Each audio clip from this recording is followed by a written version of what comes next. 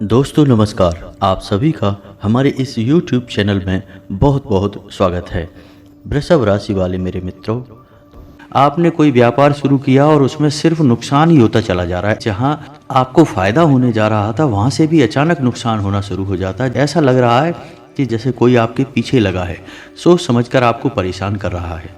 या आपकी नौकरी में भी आपको बड़े ही कष्ट प्राप्त हो रहे हैं। जहां आपकी नौकरी पहले सुख से चल रही थी, वहीं अब आपको बेहद परेशानियां हो रही हैं। आपके घर में बीमारियों का वास हो गया है, कलह क्लेश का माहौल रहने लगा है, पारिवारिक माहौल पूरी तरह से बर्बाद हो चुका है। लोगों में आपस में किसी भी प्रकार का प्रेम नहीं बचा है। लोग एक दूसरे से चिढ़ते हैं, नफरत करते हैं, बात भी नहीं करते हैं। परिवार जैसा नहीं बचा है। मित्रों, ये सारी घटनाएं हैं, ये क्यों होती हैं हमारे साथ में, इसके बारे में आज हम चर्चा करने जा रहे हैं। वीडियो का टॉपिक बहुत ही खास है। हर व्यक्ति के लिए यह खास है क्योंकि हर व्यक्ति किसी न किसी प्रकार की बाधा से पीड़ित अवश्य है और अत्यधिक बाधाओं से पीड़ित इंसान हमसे संपर्क करने की कोशिश भी करते हैं। उन्हें बाधाओं से मुक्ति भी दिलाई जाती है। तो फिलहाल हम चर्चा कर रहे हैं। तो मित्रों, सबसे पहले आपको बता देते हैं कि भूत होते क्या हैं। ये जानना हमारे लिए बेहद जरूरी है, तभी हम इनसे मुक्ति प्राप्त कर सकते हैं या इनके चंगुल में आने से बच सकते हैं। तो मित्रों, वीडियो को ध्यान से देखते रहें और समझने का प्रयास करें कि हम आपको क्या समझाना चाह रहे हैं। तो मित्रों, जो आत्मा होती है वही भूत होती है। हर इंसान मरने के बाद भूत बनता है।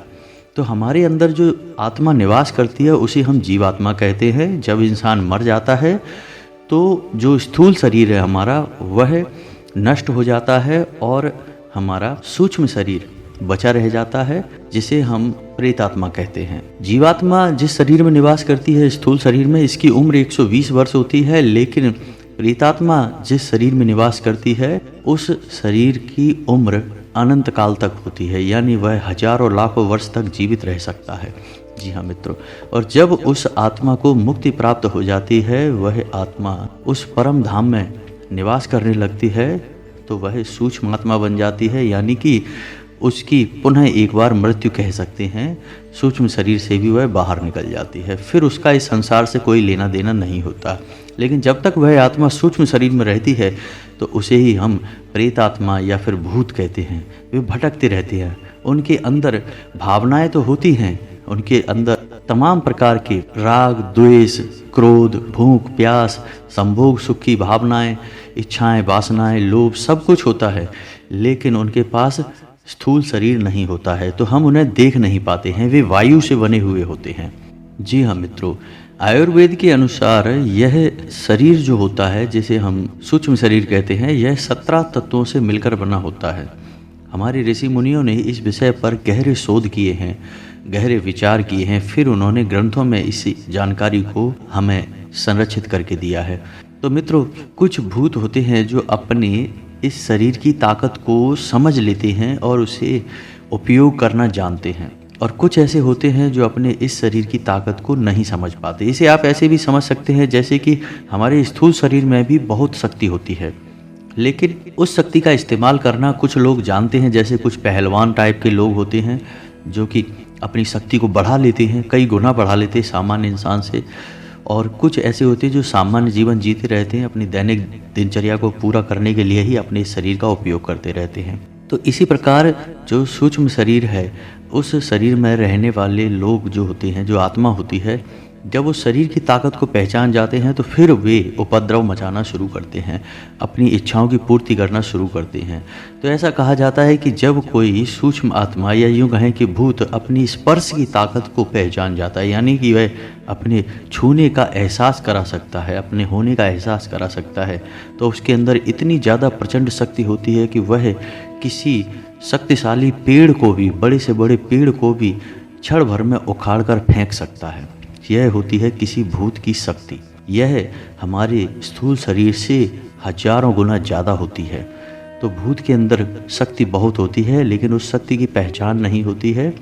जब वह पहचान कर लेता है तो वह फिर अपनी शक्ति के माध्यम से अपनी इच्छाओं की पूर्ति करना शुरू कर देता है। मित्रों, भूत मानसिक तौर पर भी अत्यंत शक्तिशाली होते हैं, किसी पर भी हावी हो सकते हैं। जब अपनी शक्ति को पहचान जाते हैं तो फिर किसी के भी दिमाग पर हावी हो सकते हैं और इसी प्रकार वे अपनी इच्छाओं की पूर्ति करना शुरू करते हैं। मित्रों, कुछ भूत या कुछ जीवात्माएं जो सूक्ष्म शरीर में रहती हैं, वे अच्छी भी होती हैं, जो मरने के बाद अच्छे अच्छे कर्म करती हैं, लोगों की इच्छा पूर्ति में मदद करती हैं, जिन्हें हम पीर फकीर बाबा कहते हैं, सिद्ध बाबा कहते हैं। इनके छोटे छोटे स्थान भी बनाए जाते हैं, इनकी पूजा आराधना भी की जाती है, लोग इनकी पूजा करते हैं, मनोकामनाएं भी पूर्ति होती हैं, लोगों को लाभ प्राप्त होता है। ऐसी आत्माएं बड़ी सहायक होती हैं और अपनी मुक्ति के मार्ग को भी प्रशस्त करती हैं लोगों की मदद करने के माध्यम से। लेकिन कुछ दुष्ट आत्माएं होती हैं जो लोगों के माध्यम से अपनी इच्छाओं की पूर्ति करना चाहती हैं, तो हमें उन्हीं आत्माओं से बचना है। तो मित्रों, सबसे पहले हम जानते हैं कि ऐसी आत्माएं हमारे ऊपर हावी कब होती हैं, किस जगह पर होती हैं, क्या स्थितियाँ होती हैं जब ऐसी आत्माएं हमारे शरीर पर हावी हो जाती हैं और हमारा विनाश शुरू हो जाता है। तो मित्रों, हम आपको बताते हैं कि कुछ लोग कहते हैं कि भूत से राशि मिल जाए तो भूत हमारे ऊपर हावी हो जाता है। नहीं, ये बात बिल्कुल गलत है। भूत की कोई राशि नहीं हो सकती। राशि उसकी होती है जिसका जन्म होता है। भूत का कोई जन्म नहीं होता है। सूक्ष्म शरीर का कोई जन्म नहीं होता है। वह हमेशा से हमारे साथ विद्यमान है, तो उसकी राशि भी नहीं हो सकती है। तो जब हमारा शरीर, स्थूल शरीर जिसमें जो हमें अभी दिखाई दे रहा है, यह नष्ट हो जाता है तो हमारी राशि की भी सीमाएं समाप्त हो जाती हैं। तो भूत की कोई राशि नहीं होती है। तो फिर भूत हमारे ऊपर हावी ही क्यों होते हैं? तो भूत हावी होते हैं कुछ विशेष परिस्थितियों में। तो मित्रों, सबसे पहले जानते हैं कि किन स्थानों पर भूतों का वास होता है। तो किसी नदी में, किसी पुल पर, किसी एकांत खंडहर में, किसी एकांत स्थान में जहाँ कोई नहीं जाता आता है, ऐसे स्थानों पर भूतों का वास होता है। ऐसे स्थानों पर हमें जाने से बचना चाहिए, और यदि हम जाते भी हैं तो फिर हमें ईश्वर का ध्यान करते रहना चाहिए, माँ भद्रकाली का ध्यान करते रहना चाहिए। किसी सुनसान स्थान पर, किसी पेड़ के नीचे टॉयलेट नहीं करनी चाहिए, वहाँ पर भी अक्सर भूतों का वास होता है। कभी कभी आप जा रहे हैं रास्ते पे और चौराहे पर या तिराहे पर आपने देखा कि किसी विशेष प्रकार का नारियल रखा है, कोई नींबू रखा है, उससे आपको दूरी बनानी है, उसे लांघना नहीं है किसी भी कीमत पर। वह निश्चित ही किसी के द्वारा किया गया कोई तांत्रिक प्रक्रिया है, उससे आपको दूरी बनाकर रखनी है, वहाँ आपको नहीं जाना है। ऐसे स्थान पर भी भूत का वास होता है। आप अचानक किसी एकांत स्थान पर जा रहे हैं और आपको एक मटका दिखाई देता है, छोटा घड़ा या लोटा या कोई भी ऐसा बर्तन दिखाई देता है जो ढका हुआ है, उसे आपको हरगिज नहीं खोलना है। वह भी भूत का कोई ना कोई माध्यम है, कोई ना कोई प्रकार है। तो मित्रों, ये तो थी जानकारी कि किन स्थानों पर आपको भूत मिल सकते हैं। ऐसे स्थानों पर आप या तो जाएं ही ना, और यदि आप जा भी रहे हैं तो आप माता भद्रकाली का नाम लेते हुए जाएं। माता भद्रकाली के स्मरण मात्र से ही हर एक नकारात्मक शक्ति समाप्त हो जाती है, दूर हट जाती है। तो मित्रों, अब ये कैसे पहचानेंगे कि आपके ऊपर या आपके परिवार में किसी सदस्य के ऊपर किसी प्रकार की प्रेत आत्मा, भूत आत्मा का वास है? तो इसके लिए समझते हैं कि एक ऐसा इंसान जिसका स्वभाव जैसा भी था, आप उसे अच्छी तरह से जानते थे, अचानक से परिवर्तित हो जाता है, बदल जाता है। यानी चौंकाने वाली स्थिति होती है। जैसे कि किसी को कुछ मीठा बिल्कुल भी पसंद नहीं था, मीठा नहीं खाता था, लेकिन अचानक ऐसा हुआ कि अब उसे मीठा बहुत पसंद है। तीखा नहीं खाता था, अचानक ऐसा हुआ कि अब उसे तीखा बहुत पसंद है। अचानक ही वह अनाप शनाप अनर्गल बातें बहुत करता है। अचानक ही उसकी आंखें लाल हो जाती हैं। अचानक ही उसके शरीर में कंपन शुरू हो जाता है। अचानक ही उसके रोंगटे खड़े होने लगते हैं। मित्रों, ये सब प्रकार हैं, ये सब लक्षण हैं कि उसके शरीर पर किसी न किसी प्रकार की बुरी आत्मा का साया आ चुका है। और भी कई लक्षण हैं, और भी कई तरीके हैं जिससे हम ये जान सकते हैं। जैसे कि ऐसा इंसान एकांत प्रिय हो जाता है, वह हमेशा एकांत में रहना चाहता है।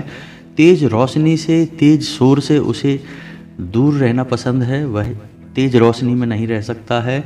अपने प्रिय से, यानी अपने परिवारजनों से, अपने मित्रों से, अपने प्रेम से नफरत करने लगता है, उनसे चिढ़ने लगता है, यहाँ तक कि उनकी जान लेने की कोशिश भी कर सकता है।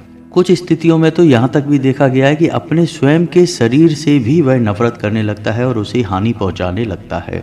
जी हाँ, तो ये सारे जो प्रकार हैं, इनसे आप पहचान सकते हैं कि किसी के ऊपर किसी प्रकार का साया है कि नहीं है। शुरुआत धीमे धीमे होती है, लेकिन स्थिति आगे चल के बढ़ती चली जाती है, बिगड़ती चली जाती है। जो भी प्रेत आत्मा, भूत आत्मा उसके ऊपर वास कर रही है, वह अपनी इच्छाओं की पूर्ति के लिए फिर उस पर हावी होती चली जाती है। मित्रों, तो आपको पहचानना है और उसके लिए प्रक्रियाएं शुरू कर देनी हैं। मित्रों, कभी कभी भूत किसी इंसान के माध्यम से हमारे घर में प्रवेश कर जाता है और फिर वह हमारे घर में ही वास करने लगता है। तो ऐसी स्थिति में क्या होता है कि हमारे घर का माहौल बदलने लगता है। फिर हमारे घर के सभी लोग एक दूसरे से चिढ़ने लगते हैं। घर में सुख समृद्धि समाप्त हो जाती है, शांति भंग हो जाती है, कलह क्लेश का माहौल अक्सर बना रहता है। परिवार के लोग एक दूसरे से बात करना पसंद नहीं करते हैं। जहां पहले एक साथ बैठकर घंटों बातें हुआ करती थी, वहां अब 1 मिनट के लिए भी किसी प्रकार की आपस में लोग बात नहीं करते हैं। काम की बात करना भी अब मुश्किल हो जाता है। सुख समृद्धि समाप्त हो जाती है, धन के आगमन के रास्ते बंद होने लगते हैं। एक एक करके आमदनी के स्रोत कम होने लगते हैं या समाप्त होने लगते हैं। घर में दरिद्रता का वास हो जाता है। देवी देवताओं की पूजा होना बंद हो जाती है। घर में लगाए गए पौधे, हरे भरे पौधे सूखने शुरू हो जाते हैं और सबसे पहले घर की तुलसी सूख जाती है। घर में आप किसी भी प्रकार की पूजा पाठ नहीं कर सकते हैं। जब आप पूजा पाठ करने की कोशिश करते हैं तो तमाम प्रकार के विघ्न और बाधाएं उत्पन्न होती हैं। हो सकता है कि पूजा बीच में ही भंग हो जाए, पूर्ण होने से पहले ही पूजा नष्ट हो जाए। तो मित्रों, ये तो थी जानकारी कि हम परिवार पर किसी प्रकार का साया है या हमारे ऊपर किसी प्रकार का साया है, परिवार के किसी व्यक्ति के ऊपर साया है, इस सब को कैसे पहचानेंगे। मित्रों, एक चीज़ याद रखना है कि हमेशा ऐसा नहीं होता है कि हमारे ऊपर किसी ने, हमारे परिवार के ऊपर किसी ने किसी प्रकार की जीवात्मा, भूत आत्मा को छोड़ रखा है, प्रेत आत्मा को छोड़ रखा है। ऐसा जरूरी नहीं है। प्रेत आत्मा स्वयं ही हमारे शरीर को चुन सकती है, हमारे घर को चुन सकती है। किसी ने किया नहीं है तब भी, क्योंकि बहुत से लोग ऐसा कहते हैं कि हमारी तो किसी से दुश्मनी ही नहीं है, हम तो इतने अमीर भी नहीं हैं, रईस भी नहीं है, हमारा तो बड़ा ही सामान्य सा जीवन है, फिर लोग हमसे क्यों चिढ़ेंगे, लोग हमारे ऊपर तांत्रिक क्रिया क्यों करेंगे, हमारी तो किसी से दुश्मनी नहीं है, हमारा तो सबसे प्रेम मिलाप है, अच्छा है, रिश्ता नाता बढ़िया चल रहा है। तो मित्रों, ऐसी स्थिति जरूरी नहीं है कि किसी ने आपके ऊपर बनाई हो। भूत स्वयं ही आपके घर में प्रवेश कर सकता है। भूत स्वयं ही आपके परिवार के किसी सदस्य पर हावी हो सकता है। जी हाँ मित्रों, यह उसकी स्वयं की इच्छा भी हो सकती है। तो मित्रों, अब आप खुद ही समझ जाइए कि क्या आपके परिवार में ऐसी स्थिति चल रही है। बेरोजगारी बढ़ रही है। जो कि योग्य युवा हैं उनकी ना तो रोजगार प्राप्त हो पा रहा है, ना ही विवाह हो पा रहा है। घर के लोगों की बुद्धि भ्रष्ट हो चुकी है, काम में मन नहीं लगता है, उल जलूल गतिविधियां बढ़ने लगी हैं, जैसे जुआ शराब आदि की गतिविधियां बढ़ने लगी हैं, व्यसन बढ़ने लगे हैं, माहौल खराब होने लगा है। यदि ऐसा कुछ आपके साथ हो रहा है तो निश्चित ही आपके घर में किसी प्रकार की बुरी आत्मा का साया है। तो अब इस स्थिति में आपको क्या करना है, तो आपके लिए हम बता रहे हैं कुछ बेहद ही शक्तिशाली और बहुत ही सरल उपाय। जी हाँ मित्रों, कुछ लोग कहते हैं कि अगर आपको लगे कि किसी के ऊपर भूत का साया है तो उसे रुद्राक्ष पहना दीजिए। कोई फर्क नहीं पड़ेगा मित्रों, आप उसे रुद्राक्ष पहना देंगे, क्योंकि रुद्राक्ष स्वयं भगवान भोलेनाथ का प्रतीक है और भगवान भोलेनाथ की शरण में सभी रहते हैं, चाहे भूत हो, पिशाच हो, चुड़ैल हो, डायन हो, इंसान हो, जीव हो, सभी रहते हैं। तो भगवान भोलेनाथ को इससे कोई परेशानी नहीं होगी कि आपके घर में भूत रहता है कि नहीं रहता है। तो अब आपको भूत से मुक्ति कैसे प्राप्त होगी। जी हाँ मित्रों, आपको पता चल गया कि आपके परिवार में, आपके घर में भूत है, कोई प्रेत आत्मा है। अब उससे मुक्ति आपको कैसे प्राप्त होगी।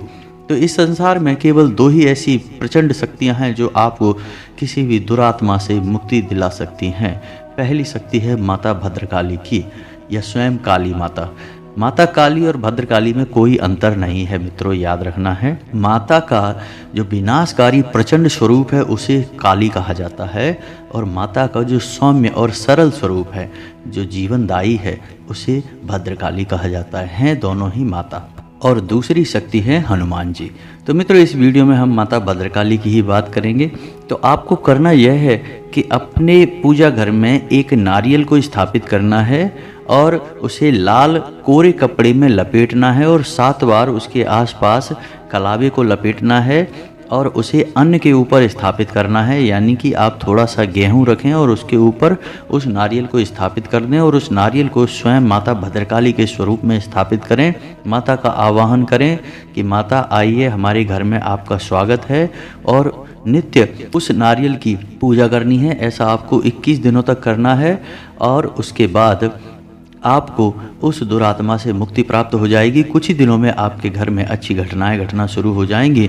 उस दुरात्मा का आपके ऊपर, आपके घर के ऊपर जो भी प्रभाव है वह धीरे धीरे कम होना शुरू हो जाएगा। तो यह तो थी एक प्रक्रिया जो आपको करनी है। दूसरी प्रक्रिया आपको यह करनी है कि आपको अपने घर के हर एक कोने में गंगा जल का छिड़काव करना है। जी हाँ मित्रों, और आपको गंगा जल का छिड़काव करना है उस समय जब आपके घर के सभी लोग सो रहे हों या शांति हो। यह कार्य सर्वोत्तम रहेगा कि आप ब्रह्म मुहूर्त में करें। सुबह 4 बजे जागकर आप इस क्रिया को करें, और जब आप गंगा जल का छिड़काव करें तो उस वक्त भी माता भद्रकाली का नाम स्मरण करते चलें और माता से प्रार्थना करें कि माता हमसे जो भी भूल चूक हुई है उसके लिए हमें क्षमा करें, हमारी गलतियों को माफ़ करें और हमें इस दुरात्मा से मुक्ति प्रदान करें। तो आपको इस प्रक्रिया को भी 1, 2 या 3 बार दोहराना है, और इसी के साथ साथ आपको अपने घर के दरवाजे पर गाय के गोबर से लीपन करना है। गाय के गोबर से थोड़ा सा लीपन करके उस पर चौक बनाना है और उस पर एक दीपक जलाना है। इतना करने मात्र से मित्रों आपको आपके परिवार की जो दुरात्मा है या आपके घर के परिवार के किसी सदस्य पर किसी प्रकार की बुरी आत्मा का साया है, उससे आपको मुक्ति प्राप्त हो जाएगी। आपको 21 दिनों तक माता का पूजन करना है, और उसके बाद जब आपकी मनोकामना पूर्ण हो जाए, आपको दुरात्मा से मुक्ति प्राप्त हो जाए, आपके परिवार में सुख शांति का वास हो जाए, तो फिर आपको उस नारियल को आपके नज़दीक जो भी माता काली का या भद्रकाली का या अम्बे माँ का मंदिर है, वहाँ उस नारियल को आपको समर्पित कर देना है। और इसके बाद आपका सारा जो किया कराया है या आपके ऊपर जो किसी प्रकार का साया है, सबसे आपको मुक्ति प्राप्त हो जाएगी। फिर हम आपसे यह कहेंगे कि आपको अपने घर में माता भद्रकाली की एक मूर्ति भी स्थापित कर लेनी चाहिए। फोटो या मूर्ति रूप में आप माता को पूजना भी शुरू करें। आपको जीवन में आगे कभी भी किसी प्रकार की बाधा का सामना नहीं करना पड़ेगा। तो मित्रों, यह तो थी जानकारी कि आपको कैसे जीवन में सुख और शांति प्राप्त हो सकती है।